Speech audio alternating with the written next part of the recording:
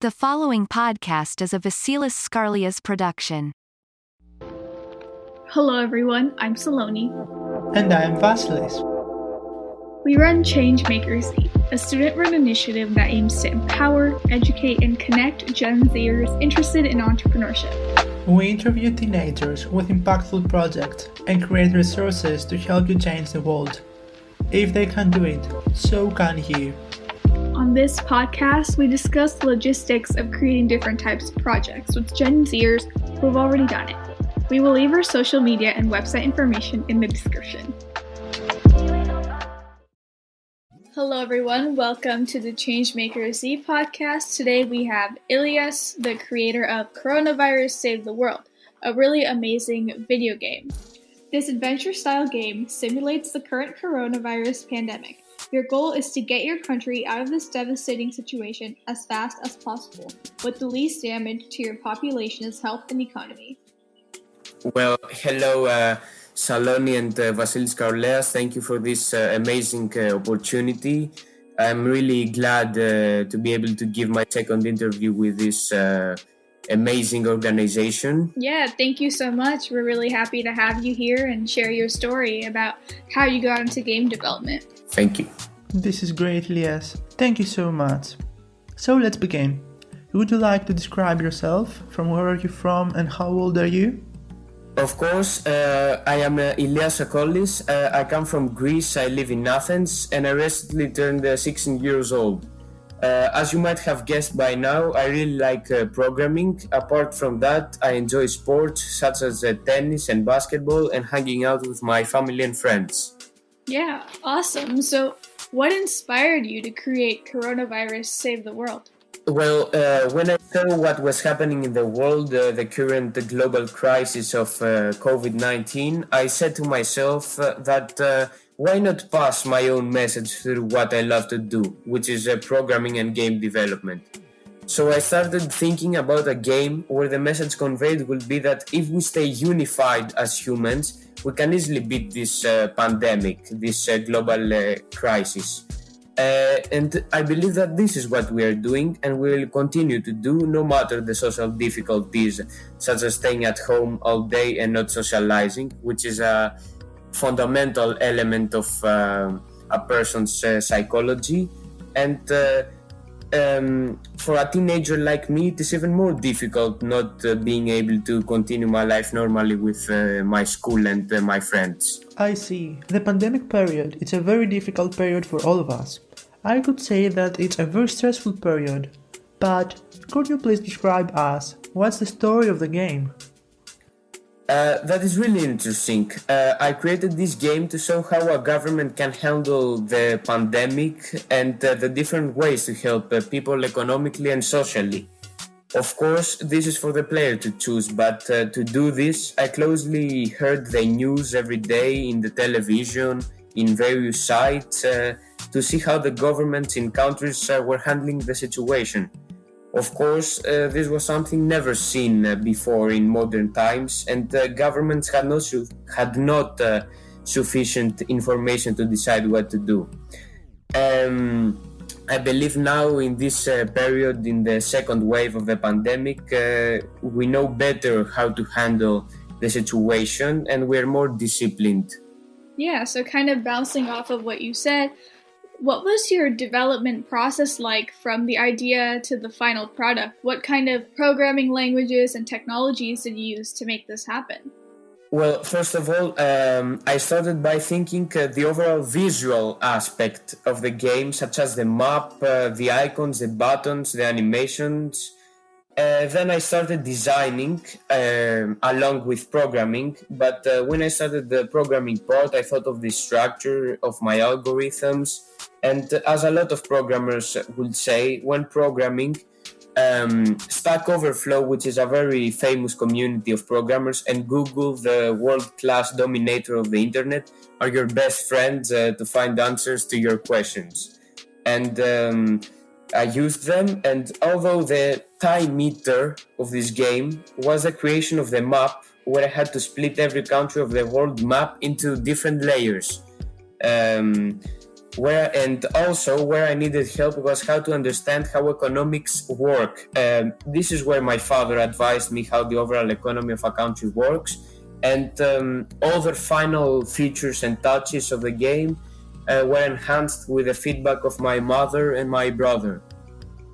For the technologies now, I used a very famous engine or program called Unity. In this program, many AAA games have been developed. It is a very famous engine, and in my opinion, it's a very powerful one.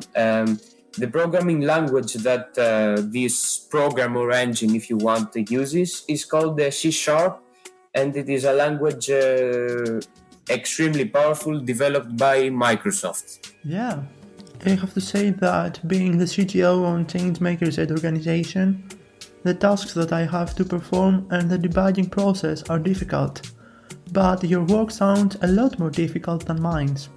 My question is, how did you navigate challenges while programming? Well, as I always did, when I had a programming problem or an algorithm that I did not know how to create or solve a problem, I checked the Unity documentation, C# documentation, the Stack Overflow community, as I mentioned before, and other various sites, and I gathered information. And I have to say that it is really important to stay motivated in this stage and not stop, because I agree that it might be deceiving at times to have a difficulty finding a solution to the problem. But after all, in my opinion, this is an aspect of the programmer's job. And even if some problems took days and days to solve, I eventually managed to resolve them by searching the internet, which is a very powerful tool here. And I would like to say that I have to say from my experience that programming is something like space. It does not cooperate. It can take days for you to resolve a problem. So how easy it was to get started from a scale between 0 to 10? I would say from 0 to 10, it was quite easy for me to start the project. So out of 10, I would put a 7 to 8, because as I had done some projects in the past, I knew where to start, how to start, and how to proceed to make the game. The hardest part, in my opinion, when programming is to find where to start. This is where I struggled the most when I started programming. Yeah, so can you tell us a little bit more about your journey with programming? What kind of projects did you do in the past? Are you completely self-taught? Yes, I would like to say, for example, how I started. I can remember my first line of code. You bring me back memories right now. It made, I can remember, a Windows message box pop up, but this is where it all started. I was around 12 years old at that time, but the game development part began when I was 13. I started checking out the Unity documentation and downloaded Unity on my laptop, and then I started coding, but at the start I had no idea what exactly I was writing. After watching a couple of videos and seeing tutor developers, I started understanding what those commands meant. But when I reached the age of 14, in the summer, I published my first game on Play Store and called it Military Wars. For me, in my experience, it was really fun to see how such a big market works. When the day finally came to make the coronavirus save the world, I had the experience of my first project and a second one I made just for practice. So I knew how to program certain algorithms for the game without actually needing help from the internet. But I gained a lot of experience from making coronavirus save the world, because I needed to perform some complex code, which helped me a lot through my journey. Yeah, that's amazing. It's like such an important skill to be able to teach you how to teach yourself how to do something. That's incredible. So what advice do you have Yeah. So what advice do you have for anyone looking to get started with programming and development? Are there any specific blogs or websites or books that you recommend? First of all, I recommend really internet is your tool here. If you use you can use the internet to search for everything you want, and you can learn programming from the internet. There are sites to practice and learn. But my big advice for anyone out there trying to pave their way at the amazing journey of programming, say two things. Make sure to start a project in order to learn the fundamentals, and for your mind to memorize certain patterns, certain programming patterns. Secondly, I would like to say that you should never give up. It is something that I wanted to do many times, but I didn't, because I have to say that at the start you will have thousands of problems where their solution seems unclear. But you will see that as you progress through your learning journey, you will go back in time and laugh with the simple problems you had difficulty solving. Because believe me, there will be many more awaiting. But this is the beauty of it, to solve problems. This is the beauty of it. I totally agree with you, Ilias. This is the strongest point that we should focus on.